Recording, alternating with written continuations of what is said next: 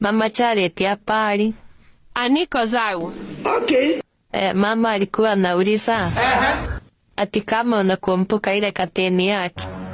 Umbati anataka kubeleka kwa mjango. Ile ya mpoka. Hata zikumbuki. What? Allah. Mampi hata zikumbuki. Are you playing? Alikuwa anataka kubeleka mjango. Kwa kilatis. Na sufuria yangu mulibeleka wapi? Mulinirudishia sufuria yangu? Hapana.